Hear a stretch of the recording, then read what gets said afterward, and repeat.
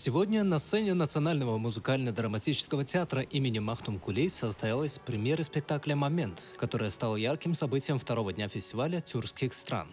Перед началом спектакля гостей фестиваля порадовали выступления туркменских музыкантов, исполнивших прекрасные композиции, создавшие в фойе театра атмосферу праздника и единения.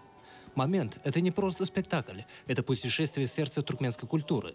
Постановка, глубоко тронувшая зрителей, стала результатом совместного творчества туркменских артистов и режиссеров. Действие спектакля разворачивается на фоне живописных декораций, воссоздающих атмосферу традиционной туркменской деревни. Зрители погружаются в историю любви и утраты, которая перекликается с вечными темпами жизни и смерти. Яркие национальные костюмы, завораживающая музыка и эффектные сценические решения создают неповторимую атмосферу. Второй фестиваль тюркских стран стал настоящим праздником культуры и дружбы. Представители Казахстана, Узбекистана, Кыргызстана и Турции с восторгом встретили премьеру «Момента». Спектакль «Момент» — это не только триумф туркменского театра, но и свидетельство того, что культурное наследие тюркских народов продолжает жить и развиваться.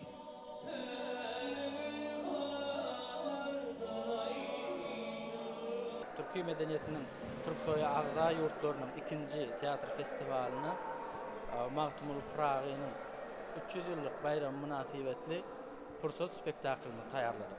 Elbette tiyatro canlı sunğut, ol kinodan tapawdy, ol tomoşaçy bilen gönümel gürleşikde gatnaşykda bolýarlar. Şoň üçin hem canlı sunğut diýip hasaplanýar. Magtumul Pragi'nin keşfini açyp görkezmek üçin yeni bir synaşyk diýip hasap edýär. Kynçylyklar iş prosesinde elbette aktörlerimize de ansat bolmady, rejissör hükmünde özüme de ansat bolmady.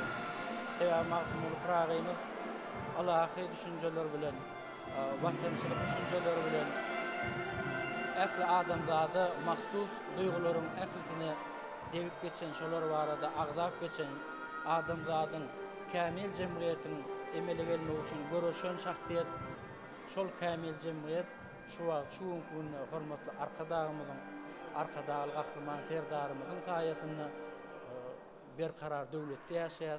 Magtum atamyzyň aýdýaşaly berkarar döwlet islerini diýip arzulap geçen zamanysynda ýaşaýar.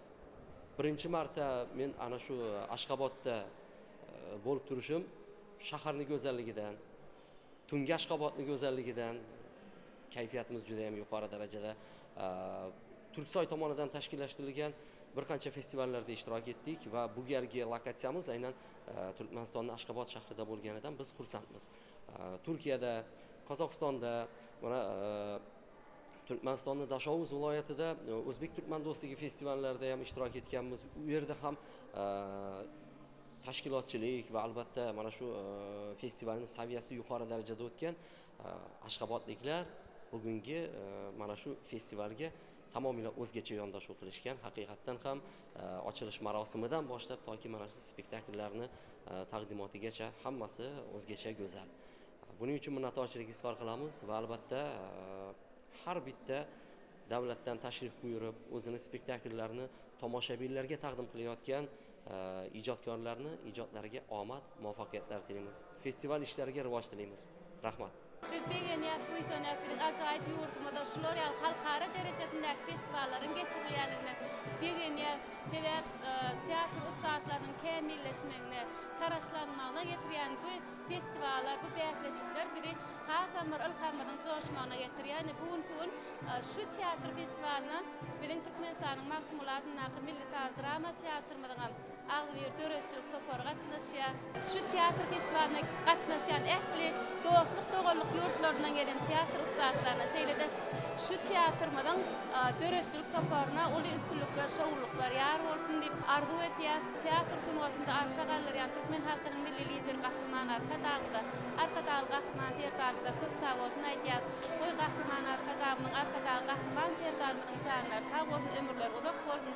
Alp barýan iyi ýurt bähli tutun işlerini ähli diňe rowaşyklara beklenýär.